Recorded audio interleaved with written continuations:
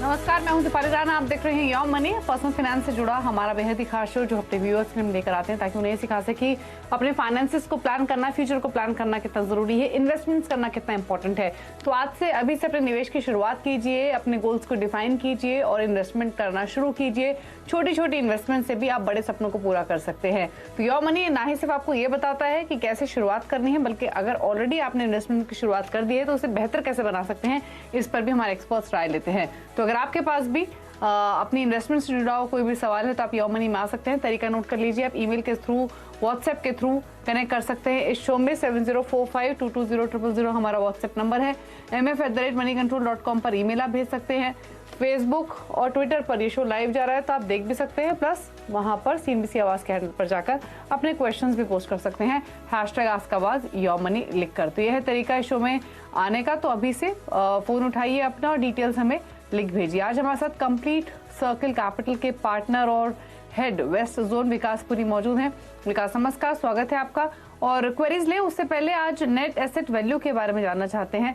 Usually जब हम mutual funds में इन्वेस्ट करते हैं तो एक NAV अमाउंट होता है जो हमें स्लोली अलॉट होता चला जाता है जैसे जैसे हम मंथली SIPs करते हैं। तो एग्जैक्टली NAV होता क्या है, क्या ये इंडिकेट करता है और फंड की परफॉर्मेंस से कैसे रिलेटेड है? Thank you Deepali for calling me. See net asset value Deepali समझने से पहले हम इसको एक सिंपलीफाइड तरीके से समझते हैं। सो मान लीजिए किसी व्यक्ति ने अपने उसकी सेविंग्स 2 करोड़ की हैं और उसने लोन लिया हुआ है 1 करोड़ का, तो उसकी नेटवर्थ जो है वो 1 करोड़ की हुई, यानी कि उसके एसेट्स माइनस उसकी लाइबिलिटीज जो है, जो बचता है वो उसकी नेट वर्थ हो जाती है। कुछ इसी तरीके से म्यूचुअल फंड में जब सभी निवेशक अपना पैसा फंड मैनेजर्स को या फंड हाउसेस को देते हैं तो उस फंड का जो कॉर्पस रहता है वो आगे मार्केट में इन्वेस्टेड है। बट उसके अलावा उसके कुछ खर्चे होंगे, फंड मैनेजमेंट चार्जेस होंगे, मिसलिनियस एक्सपेंसेस हो गए, एडमिनिस्ट्रेटिव चार्जेस हो गए। उन सबको हटाने के बाद में जब उसकी वैल्यू है, जो वैल्यू अगर वो प्लस में है तो उसकी नेट एसेट वैल्यू प्लस में है, और अगर वो किसी वजह से मान लीजिए मार्केट डाउन हो गया तो नेट एसेट उसका डाउन भी हो सकता है।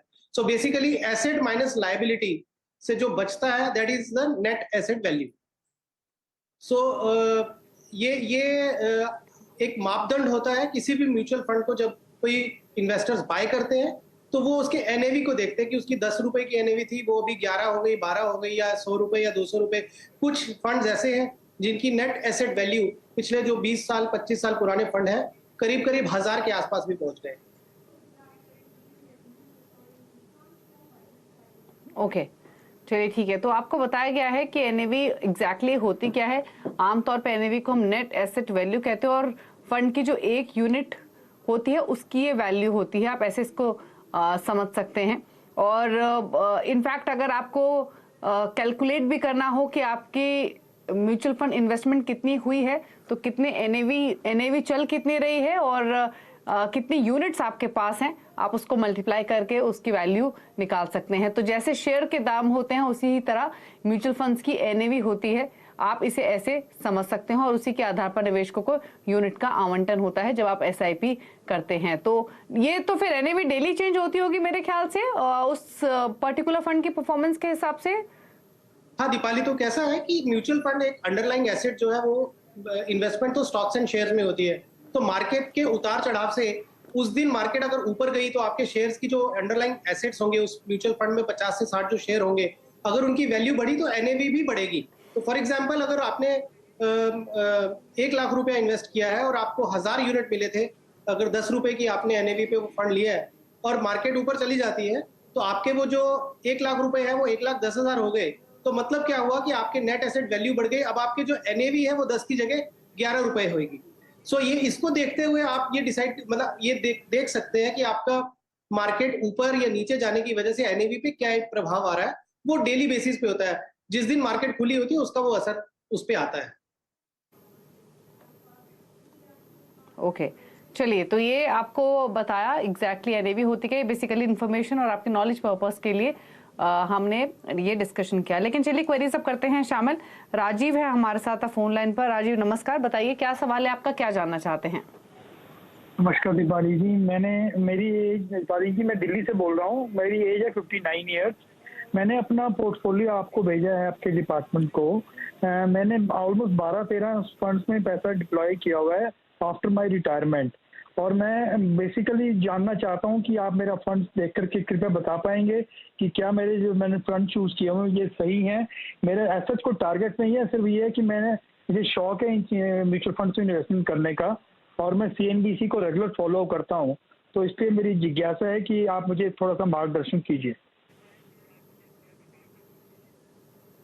ओके, तो इनका जो पोर्टफोलियो है आपके पास है, और इन्होंने फंड्स तो काफी सारे इकट्ठे किए हुए हैं। इनफैक्ट 9 फंड्स हैं इनके पास, इसमें 2000-1000 पर मंथ ये इन्वेस्ट कर रहे हैं, तो टोटल काफी सारे फंड्स इनके पास शामिल है। तो एक बार देखिए, इतने सारे फंड्स की जरूरत है क्या, इसको थोड़ा सा छोटा कर ले यहाँ पे।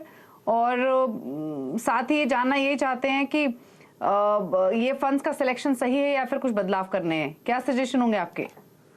राजीव जी, दो चीजें हैं। एक तो आपने शायद कहीं ना कहीं अंडरटोन में खुद ही समझ लिया है कि आपके पास में फंड बहुत ज्यादा हो गए हैं। सो 11-12 फंड्स पोर्टफोलियो में नहीं होने चाहिए, बिकॉज उसमें बहुत ज्यादा डुप्लीकेशन हो जाती है और ओवर डाइवर्सिफिकेशन फंड की परफॉर्मेंस पे इम्पैक्ट आता है उसका। अब आपने जो कैनरा रोबेको के फंड्स लिए हैं या मिराय एसेट के फंड लिए हैं, एक्सिस के आपके पास 3 फंड्स हैं, तो आपने खुद ही जैसे बताया कि आप 59 प्लस हैं, तो इस सिचुएशन में फर्स्ट ऑफ ऑल मैं आपको ये सजेस्ट करूंगा हाई बीटा फंड्स या हाई रिस्क फंड अपने पोर्टफोलियो में ना रखें। तो स्मॉल कैप कैटेगरी से आप निकल जाए तो बेहतर है।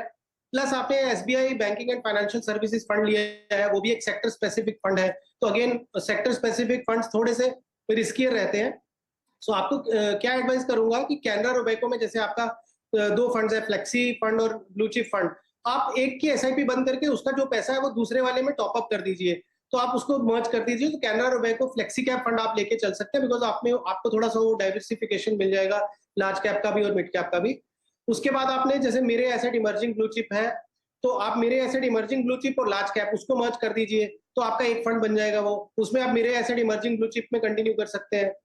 फिर axis blue chip, axis focus and axis small cap, तो जैसे मैंने बोला कि आप स्मॉल कैप कट डाउन कर दीजिए, तो एक्सिस ब्लू चिप रखिए, क्योंकि अभी ऊपर के 2 फंड्स में आपको ऑलरेडी मिड कैप एक्सपोजर मिल रहा है, तो थोड़ा लार्ज कैप की आपकी कॉन्सेंट्रेशन थोड़ी ज्यादा होनी चाहिए going by your current scenario. उसके अलावा आपने जैसे मैंने बोला बैंकिंग एंड फाइनेंशियल सर्विसेज वो आप बंद कर दीजिए। जो आपने इंडेक्स फंड लिया है UTI का और SBI का, वो आप कंटिन्यू कर सकते हैं। Index fund makes more sense, क्योंकि उसमें वॉलेटिलिटी इतनी हाई नहीं होगी। सो इस तरीके से आप 6 से 7 फंड में आप अपना पोर्टफोलियो को कंप्रेस कर सकते हैं।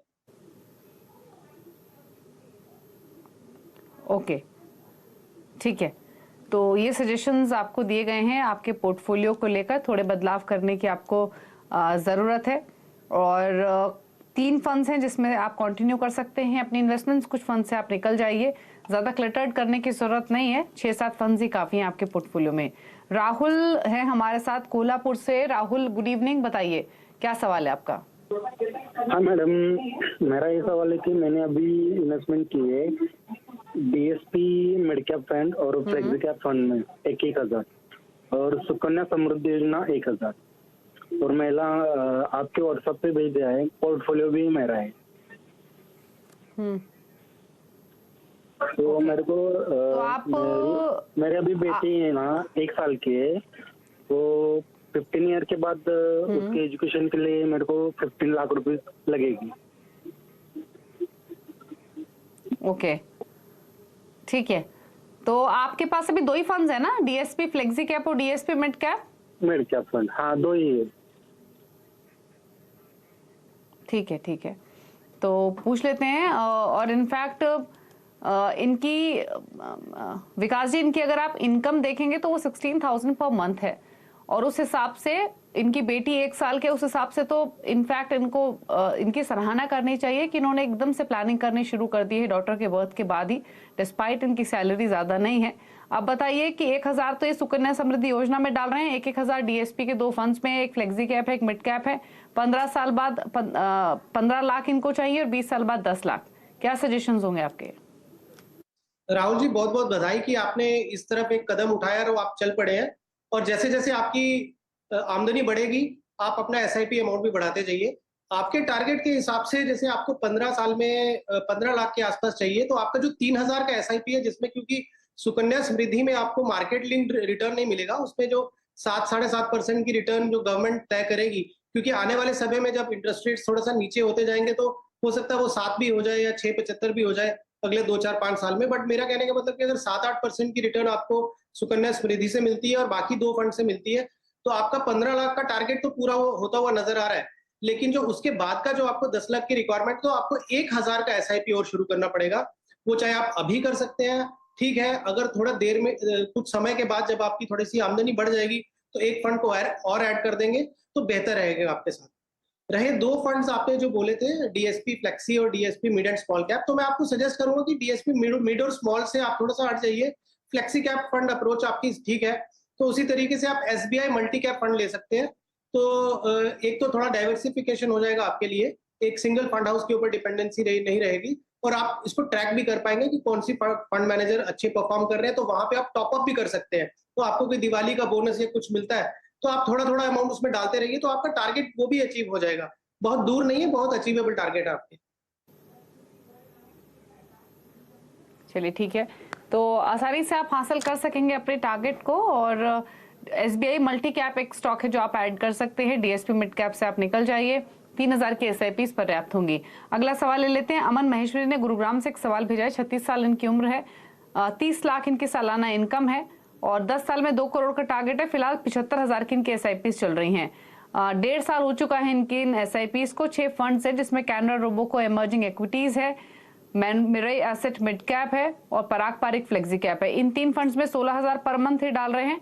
बाकी कोटक स्मॉल कैप फंड में 11,000, यूटीआई फ्लेक्सी कैप में 11,000 और क्वांट एक्टिव फंड में 5,000, तो टोटल 75,000 की एसआईपीज। बताइए इनके फंड्स का सिलेक्शन प्लस इनके गोल्स पर आपकी राय। अमन जी, फंड आपके अच्छे हैं, सो बहुत ज्यादा मैं उस पर उथल पुथल करने के लिए सजेशन नहीं करूंगा। हाँ, थोड़ा बहुत आप उसमें 1-2 कैटेगरी ऐड कर सकते हैं, जैसे आप कोटक इमर्जिंग इक्विटी फंड है एक, या एसबीआई फोकस्ड फंड है, या एचडीएफसी फोकस्ड, इन दोनों में से कोई एक फोकस फंड ले लीजिए, एक इमर्जिंग इक्विटी फंड जो मैंने आपको बताया वो ले लीजिए। बाकी आपके फंड्स ठीक है।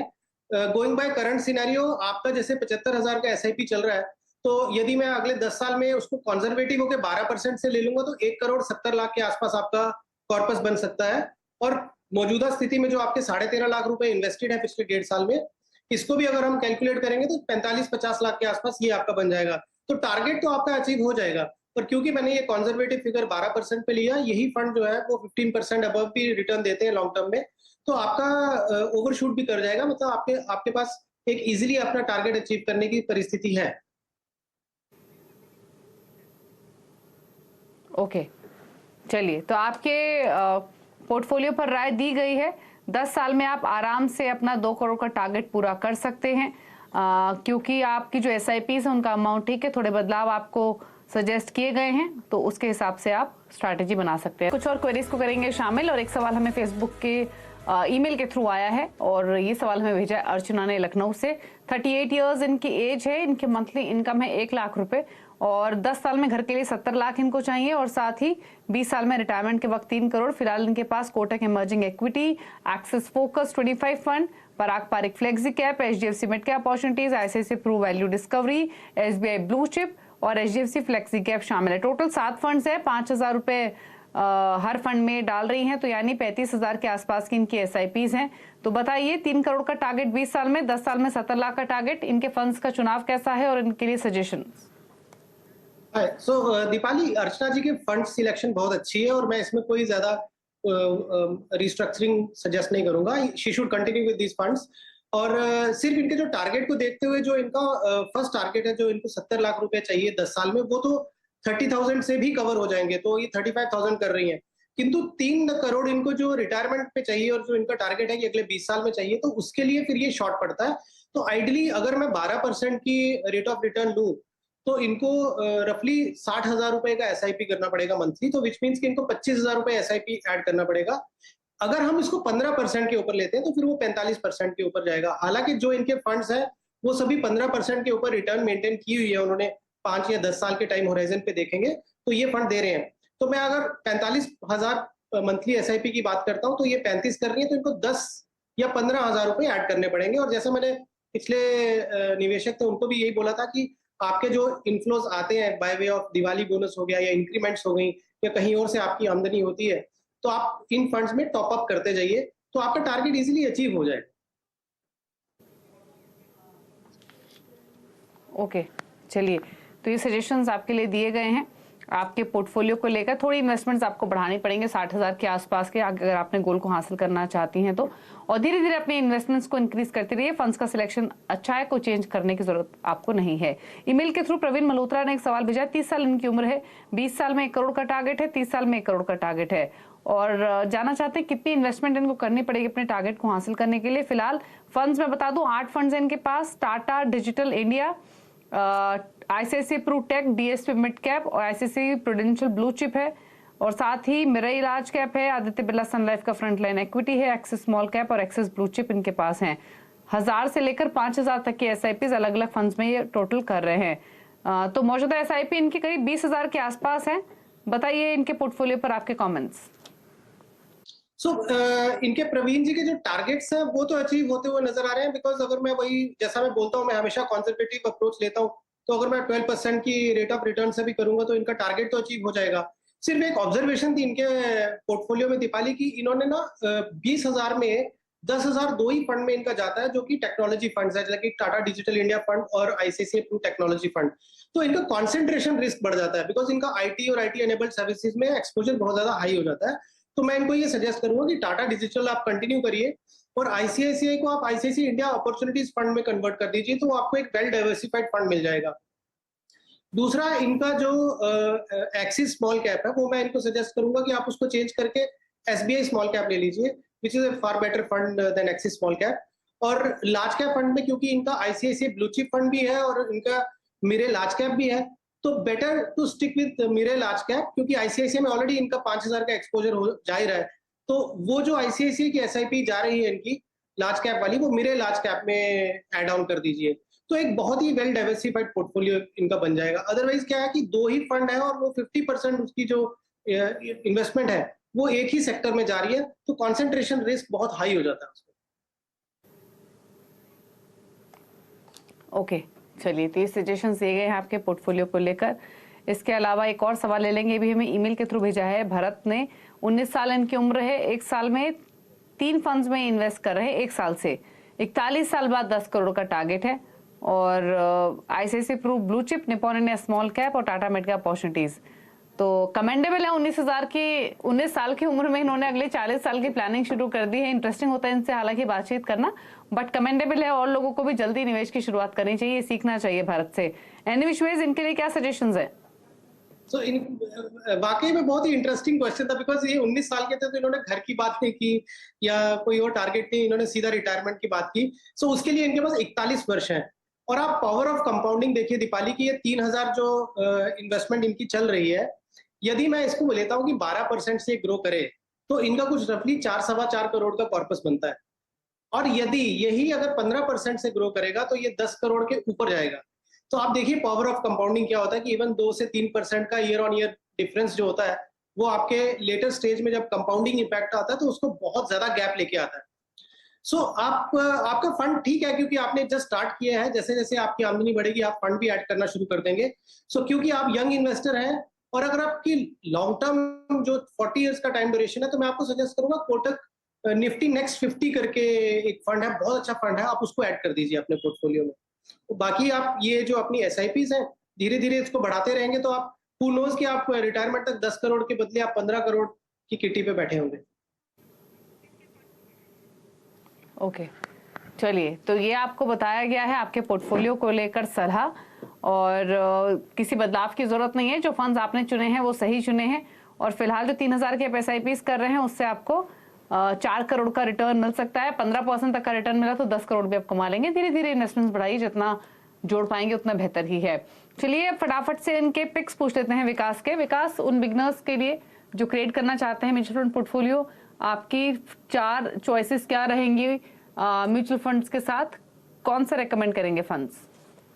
तो दीपाली, ऐसे तो बहुत अच्छे फंड्स हैं और बहुत सारे फंड्स हैं, लेकिन करंट सिनेरियो में यदि किसी को अभी स्टार्ट करना है तो ये 4 फंड वो अपने पोर्टफोलियो में ऐड कर सकते हैं। तो जैसे मैंने बोला, अभी कोटक निफ्टी नेक्स्ट 50 एक फंड ले सकते हैं, एसबीआई मल्टी कैप फंड ले सकते हैं, ICICI Pru value discovery fund ले सकते हैं, Parag Parikh flexi cap fund ले सकते हैं। ये 4 फंड आपको लगभग मार्केट के पूरा यूनिवर्स को कवर कर देगा। और इसमें mid cap, small cap, large cap, हर तरह की मार्केट कैप्स हो गई, हर तरह के सेक्टर्स इसमें एक्सपोजर मिल जाएगा इन्वेस्टर्स को। ओके, चलिए, तो ये सजेशन दिए गए हैं। 4 फंड्स आपके स्क्रीन पर हैं, इन फंड्स को नोट कर लीजिए, म्यूचुअल फंड पोर्टफोलियो क्रिएट आप कर सकते हैं। शुक्रिया मिस्टर पुरी आने के लिए शो में और सभी व्यूअर्स की हेल्प करने के लिए उनके पोर्टफोलियो को बेहतर बनाने में। और इसी के साथ वक्त हो गया एक ब्रेक का। ब्रेक के उस पार भी खबरें जारी है CNBC आवाज पर। योर मनी में इतना ही। नमस्कार।